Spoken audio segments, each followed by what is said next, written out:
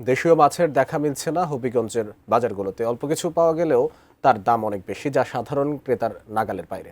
হবিগঞ্জের উত্তর বহুলা মাছের পাইকারি বাজার থেকে বিস্তারিত জানাচ্ছেন প্রতিনিধি আলামিন খান। আলামিন, আমরা এর আগে কিশোরগঞ্জে যুক্ত ছিলাম, আমাদেরকে জানাচ্ছিলেন যে আসলে মাছের দাম বাড়ার কারণে সেখানের মানে আড়তের মাছের কেনাবেচা খুব একটা ভালো না। আসলে এখানে কি অবস্থা, কেন আসলে এই অবস্থা জানাবেন আমাদেরকে। কিন্তু এ জেলাতে দেশীয় জাতের মাছের কিন্তু ভরপুর ছিল।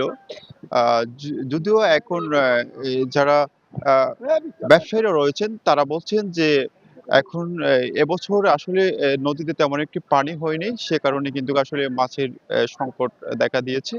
তবে অন্যদিকে বিশেষজ্ঞরা বলছেন যে আসলে নদী দূষণ এবং খাল-বিল যেগুলো ছিল আসলে অবৈধভাবে অনেকে দখল করে সেই খাল-বিল কিন্তু এ কারণে কিন্তু যে মাছের যে একটি আ ও ও মানে মাছ যে বাড়ার মতো ছিল সেটি কিন্তু আসলে কমতে শুরু করেছে। বিশেষ করে যদি আপনাকে বলি যে হবিগঞ্জের ৯ টি উপজেলা রয়েছে। এই ৯ টি উপজেলার মধ্যে কিন্তু অসংখ্য হাওর রয়েছে।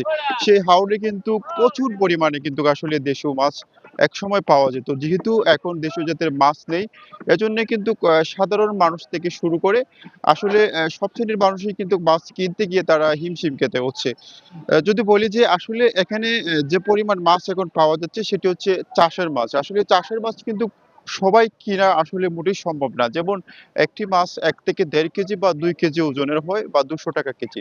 সে কারণে কিন্তু আসলে সাধারণ মানুষ কিনে খাওয়া খুবই অসম্ভব হয়ে দাঁড়িয়েছে।